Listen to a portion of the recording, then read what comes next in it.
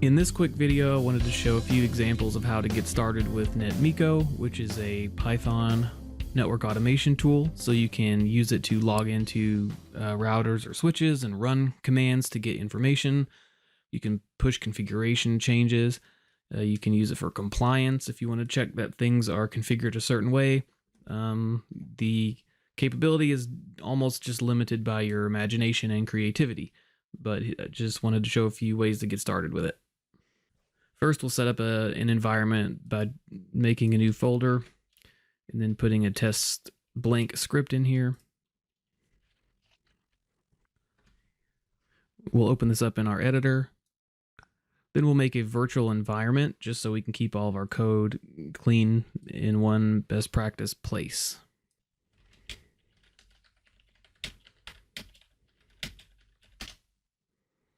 Now we'll activate our virtual environment so that we can begin to install things in it. Okay, so now it's active. We can see the VE and V. Now we'll use the Python manager to install Netmiko.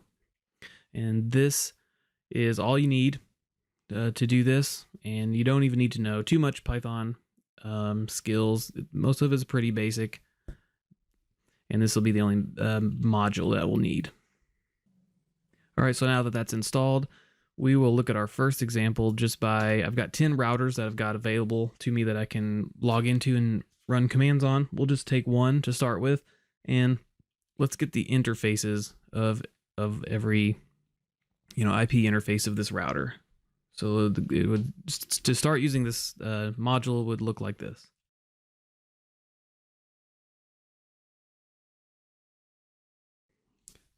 So once we have this code, we can save it. And then we'll move back to our shell here, and then we can run it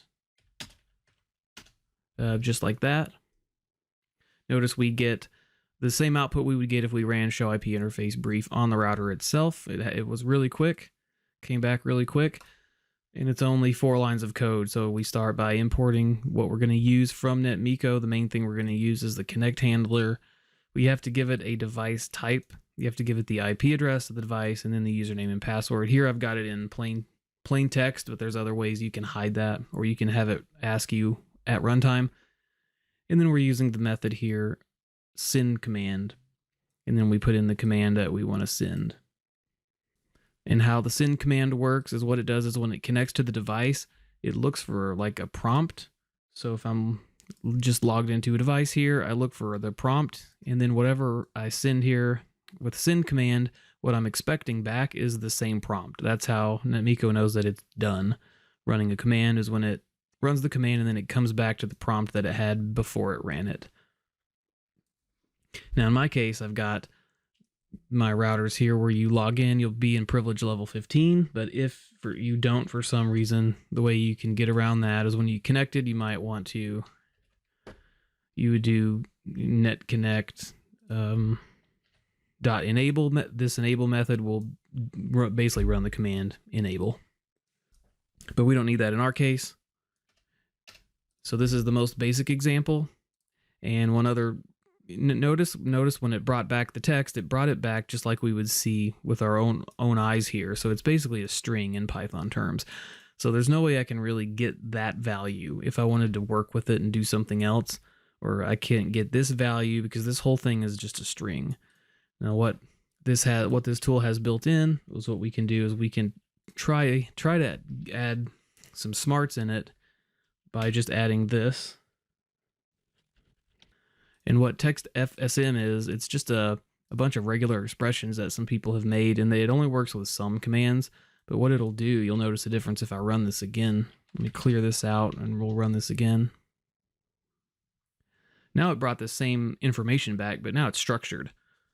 So what this means is now I can pull out anything I want. If I wanted to pull the IP address out, I could do that. If I wanted to pull all the interfaces up. So say I wanted to just show the up interfaces. I can get rid of this print result and I can just loop through, because notice what this is. It's a list of dictionaries. So if I save this and rerun it, now it's just going to show me the interfaces. Say I wanted to say get all the interfaces that are actually up. Notice some are up, some are down. We can replace this. I'm building in logic here. So if the status is up, print the interface. If the status isn't up, it'll just ignore it. So if we run this, now we'll see it's just going to give me the interfaces that are up. So that's the most basic example of using Netmiko. Here I did it to one router. In this case, it's probably not worth it. You could just log into the router and do it yourself, but the power comes when we can do this multiple routers and loop through, which we'll look at now. So in this next example, I'm going to delete what we have here. I'm going to paste in some new code here. All I did here was routers. I've got 5 different routers here. And then you'll notice the same thing here, same username and password. What I'm doing here is there's a method called find prompt. When it logs in, it'll get the router name basically. I'm going to save that as the host name variable. This time I'm going to do show clock, which will just show the time. And then whatever it runs here, it'll save in the result variable. Lastly, I'm going to print host name, and then this little arrow that I made, result. Now this is going to loop through all these routers. So now instead of just one, we're going to go through 5 routers, and look, it's not a ton of code. So let's clear and run.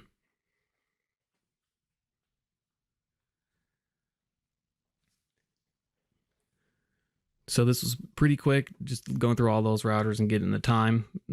Not much fanciness going on, but it was pretty simple. Just to do the same thing on 5 routers took not even 30 seconds to do that. But if you noticed, it did do it sequentially. It did 1, 2, 3, 4, 5. So it was fast, but what if we wanted to do maybe all these at the same time rather than sequentially? We can do that here. This is going to be more of a Python tool, I guess, than Netmiko, but we can use threading. So for example, let's get rid of this code and let's put this code in here. So what this is doing now, I've got 10 routers on here, and then I'm creating an empty list with threads. This is the task that it's actually going to run on the device. So here I'm doing show version pipe include IME, which should get the time. And then this will be the uptime, what time is it. This is more how long has the device been up. Then it'll print the result. Here I'm creating a thread, adding it to the thread list. Then I'm going to run through the thread list, start them all. So if we save this and run it, it'll be faster than this one ran, and it won't be sequentially, but because it's doing them all at the same time. All right, so that was faster because it did them all at the same time. And it just tells us how long the routers have been up. So router 5 has been up for 4 days, 4 days. So we've looked at mostly getting things from the router, but we can also do configurations on the router. So we can look at how to say we have a new username that we want to push on the routers. We can do that, for example. So here I'm just back down to the 5 routers. Here I'm going to put the new username, Bobby, privilege level 15 with a secret. A lot of this looks familiar. Here I'm using a new method, send config set here. That'll automatically get me into the config T mode. So I don't have to type that in. The config set does that for me. So what I'm doing is configuring the device, and I'm giving this command to run. So it'll basically say config T, and then it runs that username. And then I built in a check just to make sure that it did go on there. And this verify, the send command is what we used in the first example. Nothing new here, but we can just build in logic to make sure that this did what we expected it to do. So if we run this,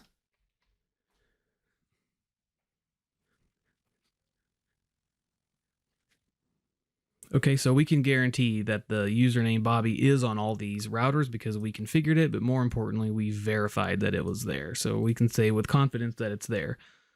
Now we can also say we don't want, time has passed, and now we want to remove this username. We can do that as well. So now let's look at taking it off. So here it's going to be pretty similar, but first we'll check to see if the user exists. You don't have to do this, but we will just for fun. Notice it might make the code a little slower because we're actually running, this command first. And then we're going to say, if it exists. So if Bobby is in the result, so remember what this does is it runs this command and it saves whatever you would get like visually as the human looking at it, it stores that here. And then we're checking if this word is in the result, that would mean the username exists. Then we're going to do this send multi-line timing, and then we're going to pass it the commands, which is this. So this is just a list of commands that it's going to run if it finds the username Bobby in there. So what it's going to do is going to put us in config T. It's going to say no username Bobby, and then it's going to press enter. So what this is doing is if you just put this username in there by itself, watch, like this is a case for what this is trying to solve. Let's do this. Let's go to router 10. And if we add this username, now if I try to take this username off, watch what happens. So notice I get prompted for something additional. It's wanting me to do some more things. So I can hit enter here and it will take it off.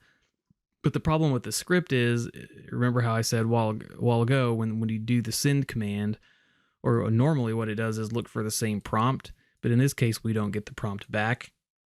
So that's going to cause an issue. So that's why we use this send multi-line timing. So you use this when the router doesn't just take the command and take you back to the regular prompt. If there's more information, you can use this, and then you just give the whatever command it needs. So in this case, I'm just hitting enter.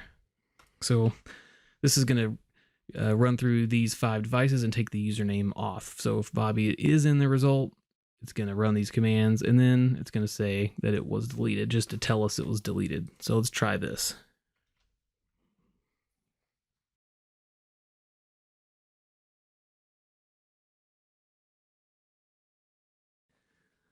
All right, so now we can guarantee that this username was deleted from the routers. And the last thing I would say is just as a note, if you wanted to save the config, what you would do is you would do net connect, and then there's a method where it is save config that just runs, copy run start or whatever to save the configuration. So that's just a few examples, basic examples of how to use this, how to build some logic in for some checks.